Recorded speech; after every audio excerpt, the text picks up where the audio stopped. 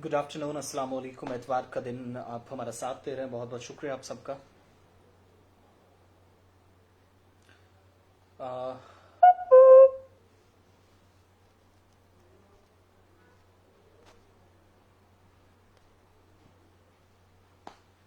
चलिए, कुछ साथी हमें ज्वाइन कर रहे हैं, कुछ का हमें अभी इंतज़ार है। बहुत शुक्रिया जो लोग अभी तक आ चुके हैं, जिनका आना बाकी है, बहुत बेसब्री से आप सबका इंतज़ार है। ज़्यादा से ज़्यादा ज्वाइन करें और वीडियो को शेयर करें ताकि अपनी बात सबको मौका मिले अपना फीडबैक हमारे साथ शेयर करने का। सभी लोगों के पास नोटिफिकेशन जाए। इशफाक मीर, वालेकुम अस्सलाम। मैं इशफाक नहीं, मैं आसिफ रशीद हूँ। शहबाज मीर साहब, वालेकुम अस्सलाम। हनान गुलजार, थैंक यू सो मच। लोग ज्वाइन कर रहे हैं, थैंक यू। 10 फटाफट से खबरें आपके सामने रखूंगा। 10 बड़ी बातें आलमी सतह से लेकर कौमी और मकामी सतह तक की जो इस वक्त खबरें हैं या अपडेट्स हैं वो आपके सामने। पहली बात ये कि इसराइल और फलस्तीन पर अक़वाम मुत्तहिदा की सलामती काउंसिल का जंगबंदी की मुकम्मल पासदारी पर जोर।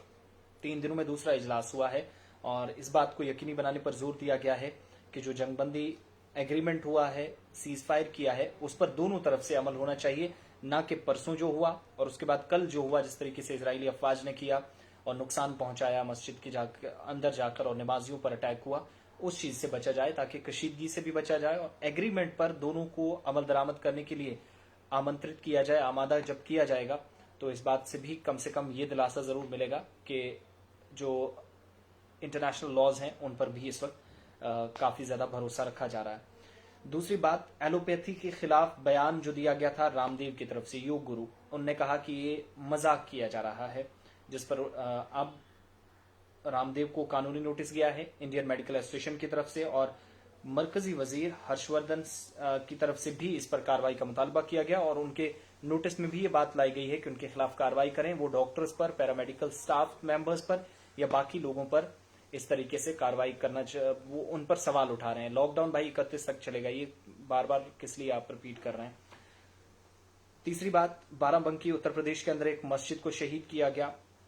हुकूमत ने इस पर 3 रुकनी कमेटी बना दी है, जांच इस पर शुरू हो गई है।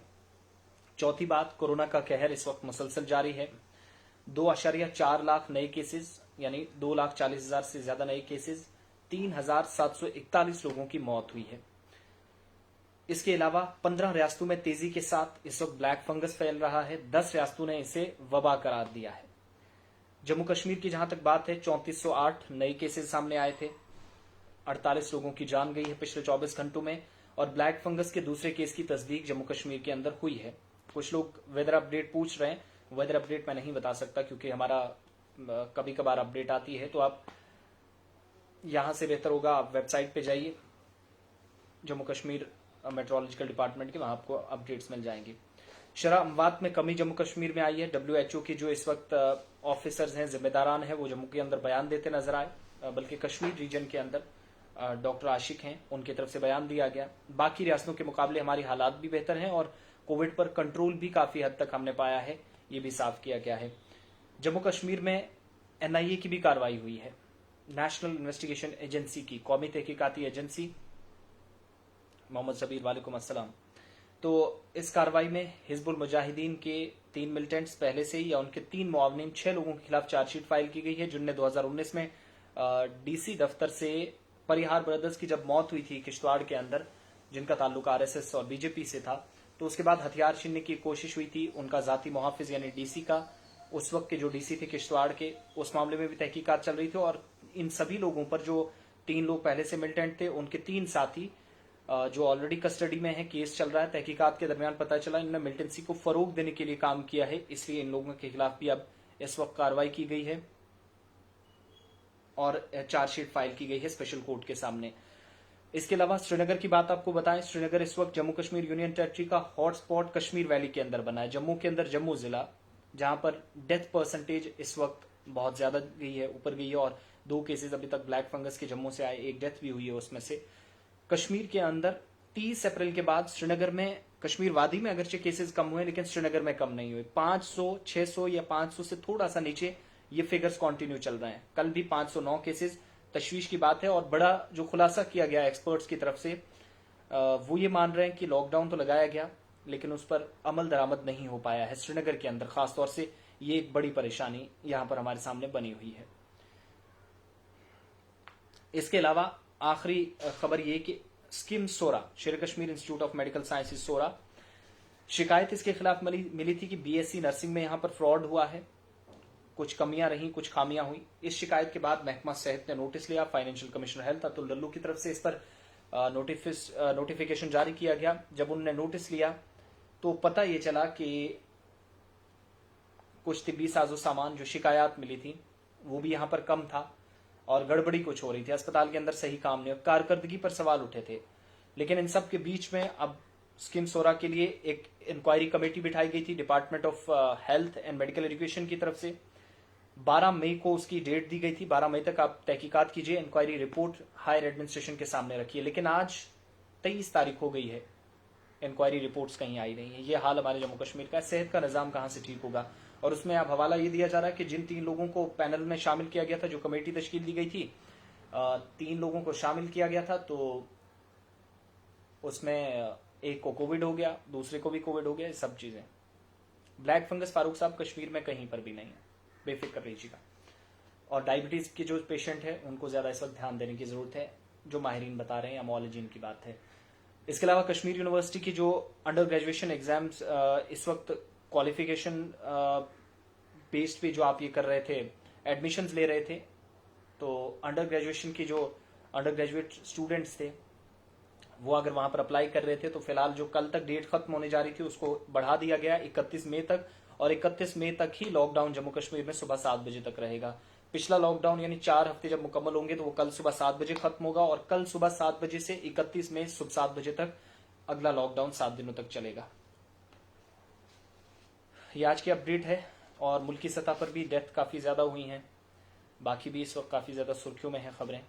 और जो लोग हमारे साथ ज्वाइन कर रहे हैं, इतनी देर आप हमारे साथ रहे, साथ दिया, बहुत शुक्रिया आप सबका। अपनी दुआओं का हम सबको हिस्सा ज़रूर बनाइएगा। इतवार का दिन है, मज़े कीजिए, एंजॉय कीजिएगा, इबादत करें और अल्लाह से दुआ करें कि इस मौलिक मर्ज से हम सबको निजात मिले। जो लोग कल तक हमारे साथ थे, आज 3700 के करीब या इससे ज़्यादा भी हो सकता है, क्योंकि सरकारी फिगर्स को भी अनऑफिशियल ही हम मानते हैं। समीर डार साहब, पॉपुलेशन तो बारामूला सबसे ज़्यादा है। ये आपका पॉइंट गलत है कि केसेस इसलिए ज़्यादा आ रहे हैं। पॉपुलेशन नहीं है, ओवर पॉपुलेटेड जो एरियाज भी हैं वहां पर केसेस कम है। लेकिन परेशानी ये है कि लोग बहुत ज्यादा बड़ी ओवर क्राउडेड एरिया है, वो उसी तरीके से है। 50% का मतलब 100 समय ऐसा लग रहा है कि सब कुछ ठीक हो गया, रश बहुत ज्यादा है। एडमिनिस्ट्रेटिव पार्ट पर तो खामियां हैं ही, लेकिन पब्लिक भी नहीं मान रही है। बच्चों के मुस्तकबिल का क्या होगा? वही होगा जो हाल है। जो वैक्सीन का दूसरा डोज, देखिए अगर दूसरा डोज नहीं भी मिलता है, ज्यादा वक्त आपको नहीं गुजरा है तो घबराने वाली जरूरत नहीं, क्योंकि गाइडलाइंस में तब्दीली हुई है। 84 दिनों तक भी आप इंतजार कर सकते हैं। अगर आप 84 दिन तक इंतजार कर सकते हैं तो उसके बाद सेकंड डोज भी आप। राबिया बशीर, लोग गरीबी से सिर्फ कश्मीर की बात नहीं है, अगर आप कश्मीर का जिक्र कर रहे हैं, पूरे हिंदुस्तान के अंदर बल्कि पूरी दुनिया के अंदर है। 5.4 करोड़ लोग पूरी दुनिया के अंदर योमिया मजदूर, जो दिन में कमाते थे, शाम को उनका चूल्हा जलता था, वो लोग इस वक्त, यूएन की रिपोर्ट है, ताजा तरीन रिपोर्ट 3 दिन पहले जो आई है, और जिसमें साफ किया गया कि ये सिर्फ खाली किसी एक खित्ते की जगह नहीं है। इक्तसादी बदहाली जो है, फाइनेंशियल क्रंच जिससे हम सब इस वक्त गुजर रहे हैं, इसने तबाही के दहाने पर खड़े कर दिया है। जीडीपी तो भूल ही जाइए मुल्क के अंदर क्या है या बाकी ममालिक के अंदर। एक दूसरे की मदद के लिए तरस रहे हैं सारी कंट्रीज। साई मंजिल वालेकुम अस्सलाम, रियाज अहमद साहब वालेकुम अस्सलाम, मोहम्मद अशरफ वालेकुम अस्सलाम, जावेद नूरहन साहब बहुत शुक्रिया।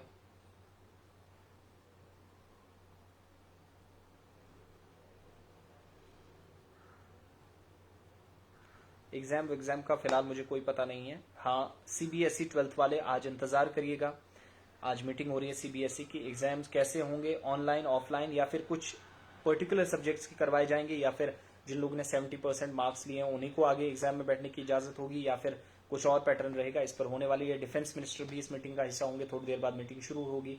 एजुकेशन मिनिस्टर होंगे, सेक्रेटरीज होंगे, एजुकेशन सेक्रेटरीज होंगे, चीफ सेक्रेटरीज होंगे। तो कैसे ये प्रोग्राम आगे चलेगा, कैसे निज़ाम को, क्योंकि बहुत प्रेशर है इस वक्त, तो बड़ी परेशानी है। बहुत शुक्रिया आप सबका जिन लोगों ने बिल्कुल सजाद अली साहब, वैक्सीन दो तरह की हिंदुस्तान में सबसे ज्यादा है, लेकिन डिस्ट्रीब्यूशन का प्रोसेस है वो उस पर दबाव पड़ रहा है, वहां पर सरकार नाकाम रही है, बताने में ये कामयाब नहीं हो रही है, या जो तकसीमकारी का अमल था जिस पर काफी ज्यादा इस वक्त सवाल उठ रहे हैं और उठना लाजमी भी है। कुछ स्टेट्स में वैक्सीन बहुत ज्यादा पहुंची, कुछ में पहुंची नहीं।